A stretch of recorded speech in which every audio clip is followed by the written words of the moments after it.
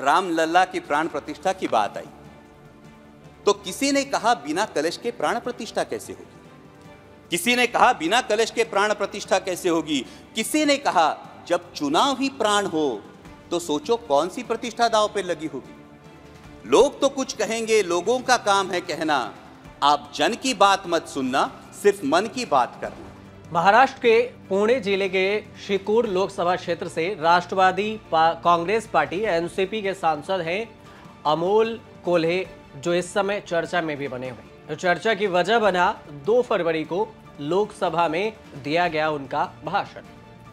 दरअसल एनसीपी सांसद कोल्हे ने सदन में देश में बढ़ रही महंगाई, बेरोजगारी और गरीबी को टारगेट करते हुए हाल ही में अयोध्या में बने भव्य राम मंदिर पर एक व्यंग्यात्मक कविता सुनाई। अमोल कोल्हे की कविता को कांग्रेस के कई नेताओं ने सत्तारूढ़ बीजेपी को टारगेट करते हुए शेयर किया है और उनकी कविता भी खूब सोशल मीडिया पर वायरल होने लगी है।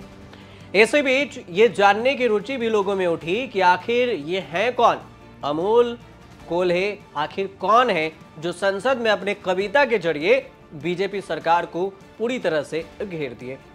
पहले वो कविता सुन लीजिए जो कोल्हे ने संसद में राम मंदिर को टारगेट करते, राम मंदिर के बहाने ही बीजेपी पर महंगाई बेरोजगारी के लिए कविता पढ़ी। उसके बाद आपको कौन है उनके बारे में बताएंगे। जब रामलला की प्राण प्रतिष्ठा की बात आई तो किसी ने कहा बिना कलश के प्राण प्रतिष्ठा कैसे होगी, किसी ने कहा बिना कलश के प्राण प्रतिष्ठा कैसे होगी, किसी ने कहा जब चुनाव ही प्राण हो तो सोचो कौन सी प्रतिष्ठा दांव पे लगी होगी।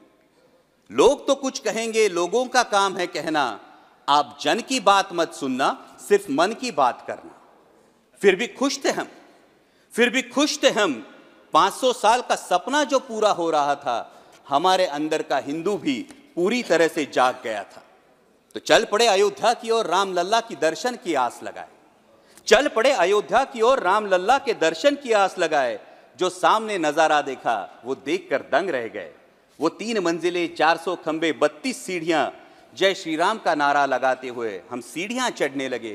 रामलला से क्या गुहार लगाए ये सोचने लगे। पहली सीढ़ी पर याद आई महंगाई, पहली सीढ़ी पर याद आई महंगाई, दूसरी पर देश में बढ़ती बेरोजगारी, तीसरी पर पत्रकारिता की चरण चुंबकता, चौथी पर सेंट्रल एजेंसीज की संदिग्ध भूमिका। हर सीढ़ी पर कुछ न कुछ याद आ रहा था, हर सीढ़ी पर कुछ न कुछ याद आ रहा था। कहीं 15 लाख का जुमला, कहीं किसानों का आक्रोश था, कहीं महिला कुश्तीगिरों की वेदना थी, कहीं सालाना 2 करोड़ रोजगारों का वादा था, कहीं बढ़ती सांप्रदायिकता थी, तो कहीं चुनिंदा पूंजीपतियों पर मेहरबान हमारी सरकार का चेहरा था। इस वास्तविकता ने झंझोड़ने के बाद, इस वास्तविकता ने झंझोड़ने के बाद भी हम अंधभक्तों की तरह चलते गए। होश तो तब संभाला जब रामलला के दर्शन हुए। हमें नतमस्तक देख रामलला मुस्कुराते हुए बोले, हमें नतमस्तक देख रामलला मुस्कुराते हुए बोले, मैं कल भी था, आज भी हूं, कल भी रहूंगा। जितना इस मंदिर में हूं उतना ही तुम्हारे मन में रहूंगा। लेकिन याद रखना हमेशा, लेकिन याद रखना हमेशा, मैंने त्रेता युग में रामराज जलाया था, तुम कलयुग में जीते हो जहां संविधान ने गणराज जलाया है।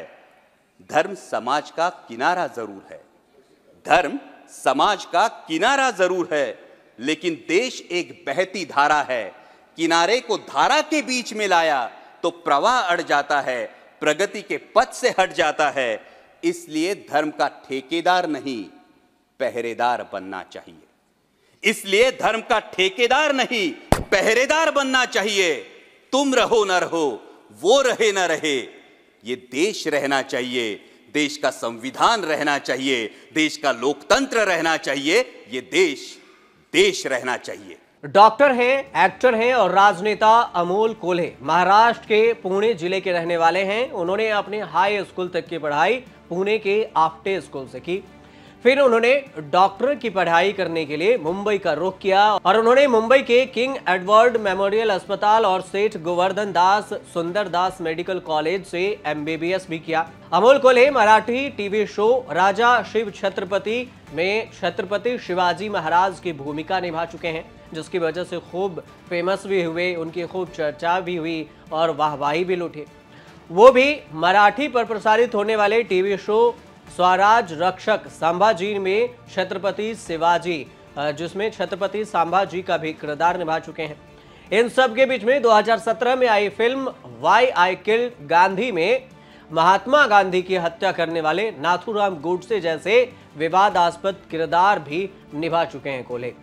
साल 2014 में देश में हुए आम चुनाव में अमोल कोल्हे महाराष्ट्र में शिवसेना के लिए एक स्टार प्रचारक की भूमिका निभाई थी।